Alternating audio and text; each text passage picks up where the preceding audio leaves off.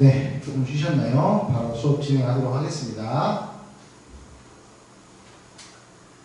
이제 잘 안 넘어가네요. 네. 자, 선발 관리에서 선발 도구의 신뢰성과 타당성을 한번 살펴볼 건데요. 우리가 보통 선발 도구 같은 경우는 선발하는 데 이제 쓰이는 도구들이 이력서, 자기소개서, 지원서, 배경, 추천서, 면접, 그 다음에 외모 및 의상, 그 다음에 일에 대한 열정, 각종 시험 등을 통해서 우리가 선발을 하게 되어 있고요. 자, 시험 같은 경우는 우리가 채용에 결정적인 영향을 미치긴 하는데 이 신뢰성과 타당성의 조건을 반드시 갖춰야 된다는 거죠.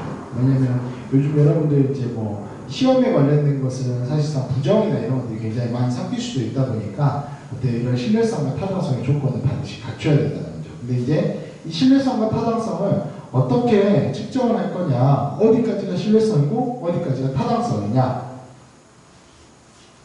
이런 것들을 살펴보면 우리가 신뢰성에 대해서는 서로 다른 사람들이 같은 방법으로 이렇게 수차에 걸쳐서 측정하더라도 측정 도구가 일관성 있는 측정치를 계속적으로 나타내주는 정도 자체를 우리가 신뢰성이라고 합니다. 그러니까 믿을 수 있어야 된다는 거죠. 이게 사실상 어떨 때는 측정 도구가 이래서 조금 변경이 되고 수치가 또 달라지고 이렇게 돼버리면 이건 신뢰성은 떨어진다는 거죠. 그 다음에 타당성 같은 경우는 측정하고자 하는 것에 대해서 이제 측정해낸 정도 자체, 얼마만큼의 측정을 했는지 이런 것들을 우리가 타당성이라고 하는 거죠. 그래서 이런 조건들을 반드시 갖추어야 올바른 시험이 될 수가 있겠습니다. 자, 그다음에 선발의 책임은 누구한테 있냐? 자, 선발의 책임은 우리가 이제 채용 과정이나 후에 발생하는 각종 문제에 대한 책임 자체를 지게 되는데 이 입사 때 시험 성적과 입사 후의 업무 성과의 관련성을 추적조사합니다. 자, 시험을 잘 봤어요. 근데 시험은 잘 봤는데 그 시험에 대한 내용들이나 이런 것들이 이해를 잘 못했는지 아니면 시험에 대해서 부정이 조금 섞였는지는 모르겠지만 시험 성적 후에 일단 시험에 굉장히 잘 본 그런 신입사원이었는데 나중에 업무를 시켜보니까 업무 이해도가 굉장히 떨어지는 거예요. 그런 경우는 우리가 의심을 해볼 수가 있겠죠. 그래서 선발의 책임을 반드시 이렇게 따를 수도 있다라는 얘기를 드릴 수가 있겠습니다. 자, 그다음에 채용 형태의 변화인데요. 우리가 이제 채용 같은 경우는 아까도 얘기했지만 사내에서 또는 외부에서 이런 모집을 하는 이런 내용도 있긴 있는데 우리가 채용의 형태가 살짝 이렇게 변화되는 형태를 이렇게 갖추게 됩니다. 그 중에 하나가 아웃소싱이죠. 아웃소싱이라고 하는 것은 우리가 일부 특별한 업무를 외부의 전문 업체에 맡기는 거예요. 그러니까 여러분들이 예를 들면 자, 병원에서 우리가 이제 병원에 뭐 진상 환자도 있을 수 있고요. 그 다음에 병원에 뭐 요즘 최근에는 정신과 질환 환자들 같은 경우에 막 정신과 의사들을 칼로 이렇게 위협을 한다든지 의사 선생님이나 간호사 보건 인력들 자체를 위협을 한다든지 또는 응급실에 술을 먹고 난동을 피운다든지 이런 환자들이 굉장히 많이 있어요. 근데 이 환자들을 제압하기 위해서 제압할 수 있는 인력들이 필요합니다. 근데 그 인력들 자체를 우리가 내부에서 또는 외부에서 특출난 인물을 채용할 수가 없어요. 그래서 우리가 전문 업체들이 있어요. 뭐 보안 업체들, 경비 업체들이 있겠죠. 그 업체들과 협약을 맺는 겁니다. 그래서 그 업체들에서 인력들을 이렇게 모집하고 채용하는 것을 우리가 아웃소싱이라고 하죠. 그래서 일부 특별한 업무를 외부의 전문 업체에 이렇게 맡기는 것을 우리가 아웃소싱이라고 하는데 자, 아웃소싱의 목적과 범위를 보시면 일단 목적은 우리가 직원을 내부나 외부에서 뽑는 것보다 훨씬 더 저렴하게 뽑을 수 있어요. 왜냐하면 우리가 실질적으로 그 직원을 채용하기 위해서는 여러분들이 세금이나 이런 것들에 고용주 자체가 절반을 내줘야 됩니다. 또는 이 사람에 대해서 산재나 이런 것들이 발생했을 때 회사 측에서 사측에서 또는 병원 측에서 다 책임을 져줘야 돼요. 근데 어때요? 외부에 있는 업체를 맡겼을 때는 그 외부에 있는 업체에서 그런 모든 부분들에 대해서 계약을 해서 들어오기 때문에 어때요? 병원에서 별도의 비용이 나가지 않더라도 그 계약에 관련된 내용에 대한 돈만 입금을 해주면 사실상 실질적으로 이런 직원 복지에 대해서 하듯이 이런 외부 업체 직원들을 쓸 필요가 없다는 거죠. 그래서 굉장히 비용이 절감됩니다. 그러면 비용이 절감되면 당연히 효율성이 높아지겠죠. 그래서 새로운 부가가치, 그만큼 절약된 돈으로서 새로운 부가가치를 검색해서 새로운 부가가치를 창출해낼 수 있다는 겁니다. 그래서 전략적 아웃소싱과 우리가 코어 아웃소싱, 그러니까 코소싱이라고 해가지고 아웃소싱, 코소싱에서 이런 이제 전략적인 그런 그 아웃소싱과 코소싱 새로운 부가가치를 탐색할 수 있고요. 자, 아웃소싱이라는 것 자체가 우리가 이제 불황 타개를 하는, 그러니까 우리가 병원도 사실상 불황을 탑니다. 왜냐하면 지금 코로나 상황에서도 실질적으로 병원들이 환자들 수가 많이 줄어들었어요. 왜냐하면 진료 자체도 대폭 감소를 시키고 또 환자에 대한 인력이나 이런 것들을 투입할 수 있는 인력들을 조금 이렇게 줄이는 지금 이제 추세들이다 보니까 병원들에 대해서 지금 일단은 수익 자체가 많이 떨어진다는 거죠. 많이 떨어지면 사실상 불황이 올 수밖에 없어요. 그래서 그 불황을 타개하고자 이런 아웃소싱을 이렇게 하게 되는 거죠. 그래서 이 불황 타개 그 타개 체계 차원에 의해서 뭐 리스트럭처링, 그다음에 리엔지니어링, 그다음에 조직의 슬림화, 불필요한 업무를 배제하고 업무를 재구축하는 이런 아웃소싱을 행해지게 되는 거죠. 자, 그러면 어떠한 범위가 있냐? 아웃소싱 범위는 정보를 읽을 때 시스템을 합니다. 그래서 인재를 파견하게 되는데 그 인재 파견에 대한 직무들 범위나 또는 이제 부서들 자체가 뭐 관리 업무, 그다음에 총무 업무, 인사 업무, 제조 뭐 이런 것들에 대해서 기업의 전략의 핵심 역량만을 제외한 후에 나머지는 다 전부 다 이런 불황을 타개하기 위해서 아웃소싱을 하고 있는 거죠. 그래서 대신에 병원에서 그런 그 파트들은 안 되겠죠. 왜냐하면 의료 인력들, 사실상 의사 선생님들 같은 경우는 병원에서 가장 중추적인 역할을 하는 사람들입니다. 그래서 그 사람들을 외부 전문 업체에다 맡기게 되면 사실상 외부 전문 업체가 있지도 않지만 외부 전문 업체에다 맡기게 되면 어때요? 그 의사 선생님들 자체가 나 치료 못하겠어 하면 어때요? 내부에서 굉장히 혼란이 있을 수가 있겠죠. 그 다음에 간호사 선생님들 또는 의료 기사들 중에서 전문적인 인력들, 이런 인력들 같은 경우를 제외한 나머지의 모든 전 파트에 대해 아웃소싱이 좀 이루어지고 있다는 거죠. 그래서 인사관리 같은 경우도 요즘은 제가 지금 여러분들한테 그 가르치고 있는 이런 이제 과목 자체가 병원에 대한 조직 및 인사관리하는 담당 과목을 제가 이제 여러분들한테 수업을 하고 있는데 저희 병원 같은 경우도 인사관리를 제가 하고 있습니다. 근데 인사관리를 사실상 제가 전 파트에 대해서 다 할 수가 없기 때문에 인사관리를 하는 것 중에서 노무관리, 뭐 사실상 직원들에 대한 급여, 그 다음에 급여 대장 작성, 그 다음에 근로계약서 작성, 그 다음에 뭐 퇴직 관련, 연금 관련, 그 다음에 건강보험에 대한 사대보험 관련 이런 업무들을 제가 맡아서는 하지만 사실상 그 업무들을 제가 어때요? 전부 다 하게 되면 실제로 제 업무가 너무 많아지게 되는 거죠. 그래서 필수적인 업무를 제외한 나머지는 관련 노무법인 또는 관련 노무에 관련된 노무사님한테 위탁을 합니다. 그래서 의뢰를 해서 그쪽은 전문 업체이기 때문에 그 전문 업체에서 아웃소싱, 그러니까 뭐 인력이 따로 투입이 되거나 그런 건 아니지만 어때요? 외부 전문 업체에 있는 전문가들이 그 업무들을 대신해 주는 거죠. 그것도 마찬가지로 이렇게 아웃소싱이 될 수가 있다는 거죠. 그래서 이 아웃소싱에 대한 목적과 범위 자체가 어떻게 되는지, 그 다음에 아웃소싱이가 무엇인지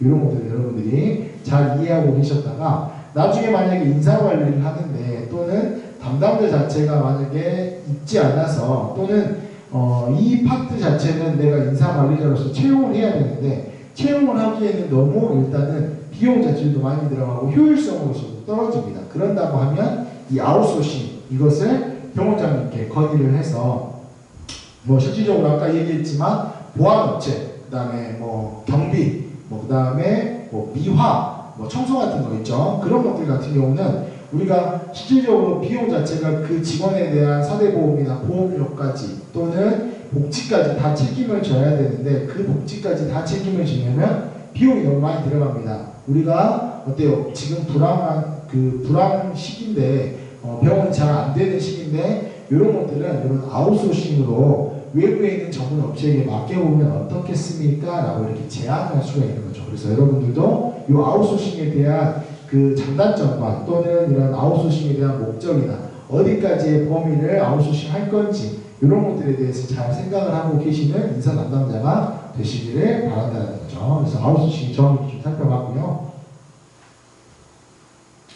자, 아웃소싱을 하는 이유는 아까도 얘기했듯이 비핵심 사업에 대한 비용을 절감을 시키는 목적을 가지고 있다고 했죠. 그 다음에 인력을 일단 활용하는데 굉장히 유연하게 활용할 수 있습니다. 왜냐하면 이 업체에서 사실상 외부의 업체, 전문 업체에서 들어오기 때문에 우리가 이 업체에서 파견된 인력 자체는 우리가 굳이 스트레스 받을 필요가 없어요.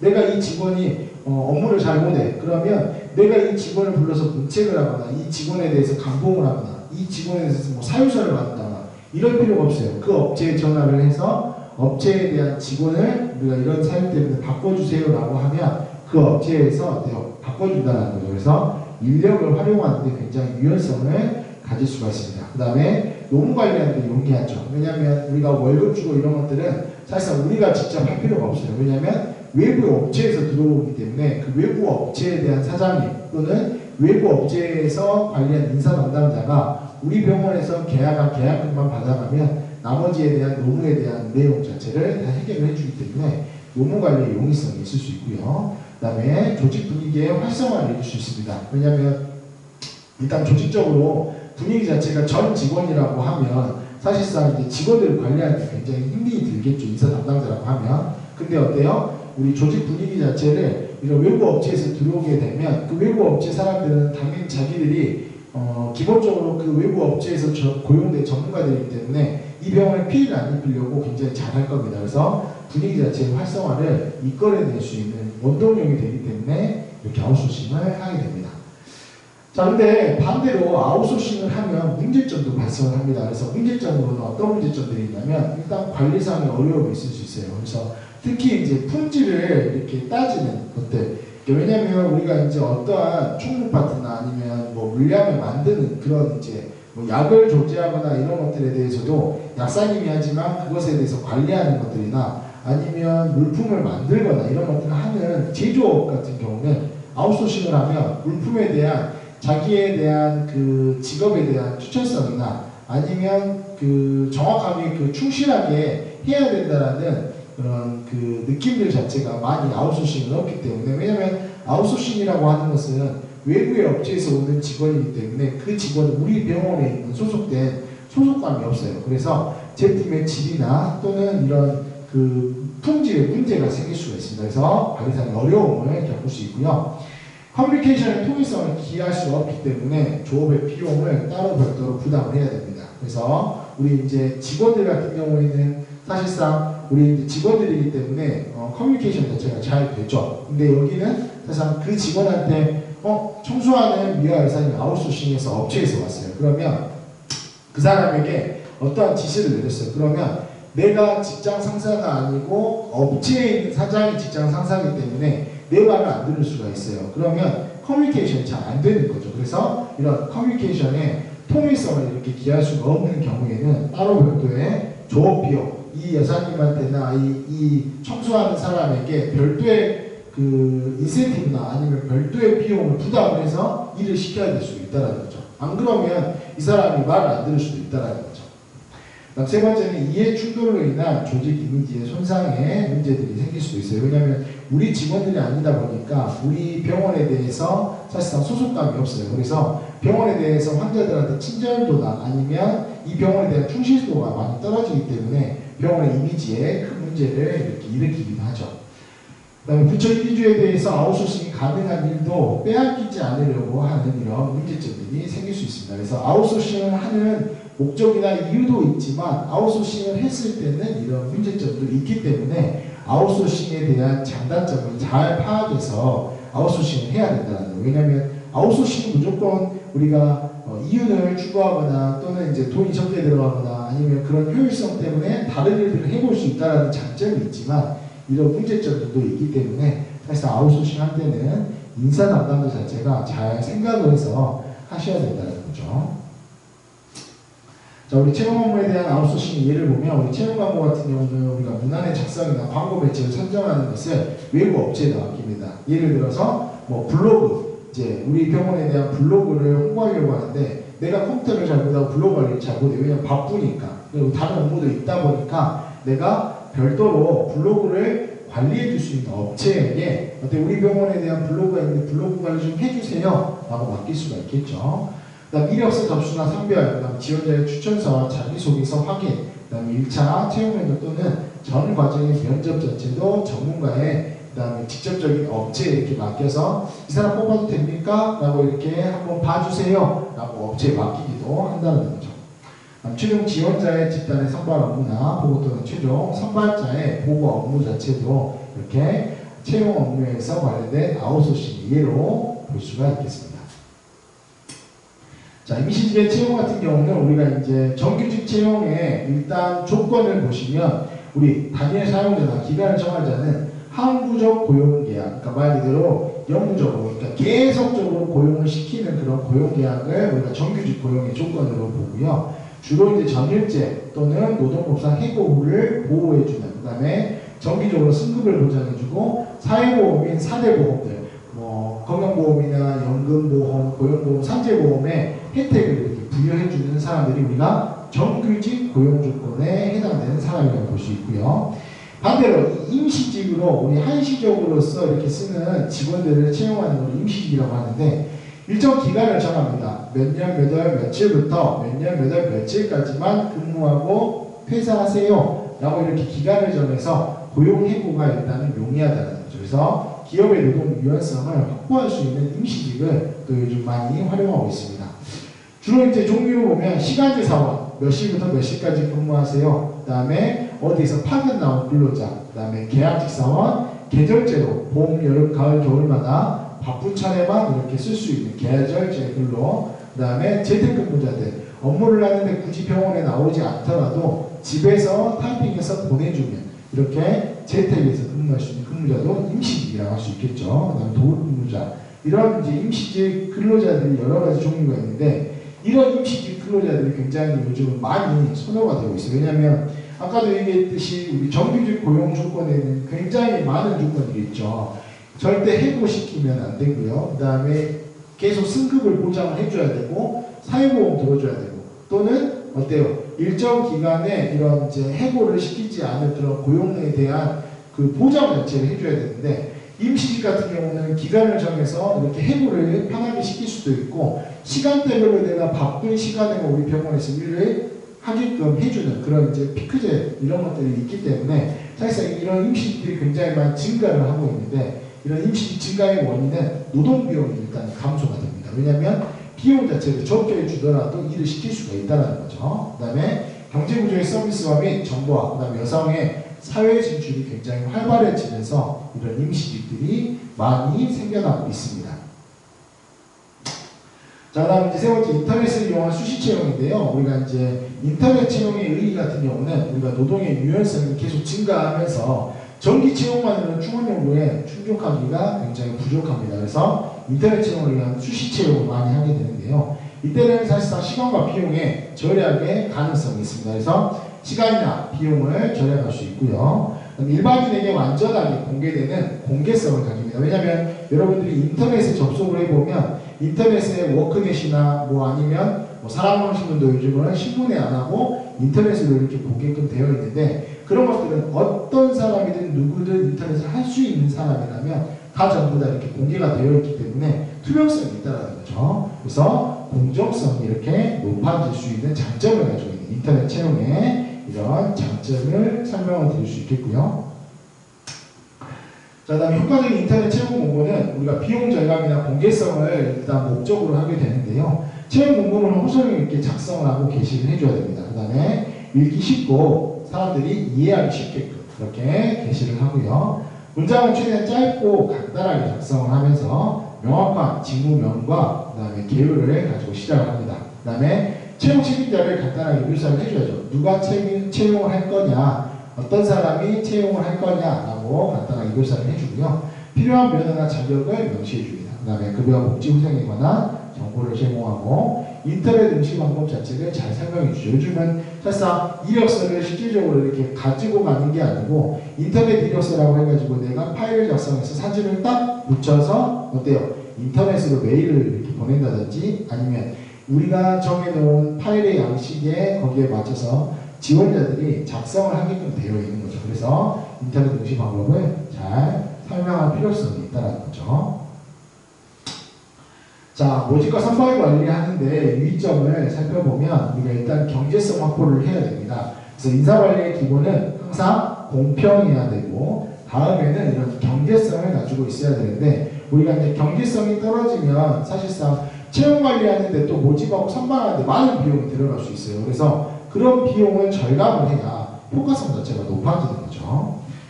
인사관리에 관련된 법률을 반드시 지켜줘야 됩니다. 왜냐하면 우리가 이제 인사관리할 때 사실상 이런 법률을 지키지 않으면 나중에 뉴스에 나오는 경우가 있어요. 우리 채용비리나 이런 것들이 있죠. 이런 것들에 걸릴 수도 있기 때문에 반드시 공평성을 유지해주고 인권을 존중해줘야 된다는 거죠. 그 다음에 신체 부자유자나 장애자의 채용을 적극적으로 권장합니다. 그래서 이제 요즘은 병원들이나 이런 것들에서 사실상 회사뿐만 아니고 장애인이나 이런 몸이 불편한 사람을 만약에 채용을 했다라고 하면 어때요? 그 장애인에 대한 채용에 대한 혜택을 줘요. 누구한테? 병원장한테, 그 다음에 병원에게. 그래서 취약계층에 대한 배려를 얼마나 하고 있냐. 취약계층에 대한 배려를 하고 있다면 그런 지원금 자체에 대한 제도를 활용할 수가 있는 거죠. 그 다음에 이제 선발평가 도구의 공정성을 확보하는 게 중요합니다. 그래서 사회적 공정성에 대한 기반을 갖추기도 하고 실질적으로 이런 공정성이 만약에 갖춰지지 않는다 그러면 불평등한 이러한 채용 관리가 될 수밖에 없다는 거죠. 자, 그 다음에 이제 마지막으로 오리엔테이션, 신입사원들 이제 오리엔테이션 하고 또는 회사에서 오리엔테이션 하는데 그런 오리엔테이션과 그 다음에 배치 과정들에 대해서 설명을 드릴 건데요. 우리 오리엔테이션 같은 경우는 여러분들 뭐 과목 설명회, 그 다음에 과목에 대해서 어떠한 설명 이런 것들이 초창기 때 되는 것들, 최초 되는 것들이 오리엔테이션인데 이런 오리엔테이션 자체는 조직의 사회화 과정 중에 하나로서 신입사원에 대한 역사나 경영 방식, 그 다음에 조직 편제와 임원과의 간부의 현황 등을 알려주고 조직에 대한 적응하기 위한 훈련이라고 할 수가 있겠죠. 이런 적응 교육을 통해서 회사에 대한 또는 병원에 대한 불안감을 해소시키고 각 개인의 특성과 작업 조건을 잘 분석해서 그들의 능력과 잠재력이 가장 크게 발휘될 수 있도록 이렇게 배치하게 되는 이런 일련의 과정들을 우리가 오리엔테이션이라고 할 수 있겠습니다. 자, 여기까지 해서 이제 오리엔테이션까지 해가지고 일단은 여러분들 이제 이번 전반적으로 채용 관리에 대해서 알아봤는데요. 이 채용 관리 같은 경우에는 여러분들 이제 아까도 얘기했듯이 일단 제일 먼저 채용 관리하는데 첫 번째로 이제 알아야 되는 게 공정성입니다. 자, 모집과 선발의 그 경계선을 잘 구분해 줘야 되고요. 자, 모집과 선발에 대해서 마지막에 배치할 때까지에 대한 이런 채용 관리는 전반적으로는 일단 제일 먼저 지켜져야 되는 게 공정하냐, 공정한 채용이 됐냐, 이게 사실상 병원이나 뭐 회사 모든 직장에서 가장 중요하게 여겨지는 거예요. 내가 만약에 채용을 하게 되는데 그 채용에 대해서 부정이 조금이라도 섞였다 또는 내가 개인적인 생각, 주관적인 생각이 조금이라도 섞였다라고 이렇게 하게 되면 이 채용에 대해서는 사실상 올바른 채용이 아니라는 거죠. 그리고 우리가 이제 채용을 하는데 병원이나 또는 이제 회사 자체가 상황이 어려워요. 불황에 빠져서 이제 불황을 좀 이겨내려고 사내 모집이나 또는 아니면 외부 모집이나 이런 것들을 하지 않고 우리가 실질적으로 비용 자체가 조금 적게 들어가면서 이 적게 들어가는 것들을 이렇게 채용을 좀 해보고 싶은데 그 채용하는 방법을 우리가 아까도 얘기했듯이 아웃소싱이라고 한다고 했어요. 그 아웃소싱을 할 때도 아웃소싱이 유리한 점도 있지만 약간 문제점이 생길 수도 있어요. 그래서 여러분들이 아웃소싱 할 때 우리 이제 병원에 대한 직원들 같은 경우 내가 인사 담당자라고 하면 인사 담당자가 사실상 병원장과 상의를 해서 쥐랍해라 또는 뭐 해고까지는 아니겠지만 뭐 심할서를 받는다든지 경고 조치를 한다든지 감봉 조치를 한다든지 이런 것들을 행해질 수가 있는데 아웃소싱이라는 것 자체가 일단은 효율성은 높지만 사실상 직원들에 대한 관리, 그 다음에 그 아웃소싱 했던 그 업체에서 나왔던 파견된 근로자 자체를 이렇게 쥐랍해라 할 수가 없기 때문에 그 부분에 대해서는 채용 관리할 때 굉장히 유의 깊게 또는 잘 생각해서 판단해서 해야 된다는 거죠. 그래서 장점만을 생각하지 말고 단점도 반드시 생각해서 채용 관리할 때 굉장히 중요하게 아웃소싱을 활용을 해야 된다는 거고요. 마지막에 이제 우리가 채용 관리할 때 이제 마지막에 이제 배치 단계에 되어 있는데, 배치 단계에 그 되어지기까지의 일련의 과정 중에서 가장 중요한 것들이 이 직원에 대해서 우리 병원에 대한 내역이나 아니면 우리 병원에 대해서 간부들 또 우리 병원에 대한 목표치들 이런 것들에 대해서 잘 설명을 해줘야 되는데, 그 설명 자체가 오리엔테이션이 되겠어요. 그래서 그 오리엔테이션 과정 자체를 잘 신입사원에게 교육을 시키고 이 사원에 대해서 업무 배치를 시켜야지 이 직원 자체가 적응이나 이런 것들 또는 이 병원에 대한 이제 적절한 생각들 또 자기에 대한 성취감 자체를 고취시킬 수 있는 그런 이제 그 기반이 되기 때문에 그런 것들에 대해서 유념해서 해야 되는 게 이번 장의 이제 팩트가 되겠습니다. 자, 이번 시간 채용 관리까지 이제 진도를 나갔고요. 다음 주에 이제 저희가 8장 할 텐데요. 여러분들 이제 8장은 아마 비대면으로 진행을 할지 아니면 대면으로 진행할지는 모르겠지만 일단은 대면으로 진행을 하면 여러분들 이제 수업 시간에 뵙게 되겠고요. 만약에 이제 비대면으로 또 해야 된다고 하면 이번 방식으로 해서 이렇게 수업을 제가 영상을 찍고 여러분들에게 사실상 동영상을 이렇게 시청을 하게끔 해서 그 동영상으로 해가지고 이렇게 진도를 나갈 거기 때문에 여러분들이 다음 주는 아마 수요일이 5월 5일일 거예요. 그래서 5월 5일이면 아마 쉬는 날일 텐데 만약에 비대면이 진행이 된다면 따로 휴강이나 이런 것들은 하지 않고 제가 그대로 올리겠습니다. 그래서 올려서 여러분들이 5월 5일날 원래는 수업이 없긴 없지만 한 주간 제가 볼 수 있는 시간을 줄 거기 때문에 별도로 보강을 잡지 않고 그 주에 맞춰서 그 수업을 듣는 걸로 그렇게 수업을 진행을 하도록 할 테니까요. 여러분들이 그 부분에 대해서는 좀 이해를 해주시고 내가 5월 5일날 쉬는데 내가 5월 5일날 꼭 굳이 그걸 봐야 되나 안 보셔도 돼요. 5월 6일날 보셔도 되고 5월 7일날 보셔도 되니까 기간을 넉넉하게 드릴 테니까 그 기간 안에 비대면이 진행이 되게 되면 그 기간 안에 시청하시고 또 여러분들이 수업에 대해서 피드백으로 출석 체크 인정을 받으시려면 간단한 내용, 느낀 점 같은 거를 댓글에 달아주시면 제가 출석을 인정을 해드리도록 하겠습니다. 혹시 또 궁금한 점들이 있다면 밴드에 또 문의사항 남겨주시고 제가 대략적으로 안내사항을 내일 제가 밴드에다가 좀 올려놓을 테니까 여러분들이 그것을 확인하시고 수업에 좀 참여를 해주시면 감사하겠습니다. 자, 오늘 수업은 이것으로 마치고요. 건강하게 잘 지내셨다가 다음 주에 또 다시 한번 찾아뵙도록 하겠습니다. 수고하셨습니다.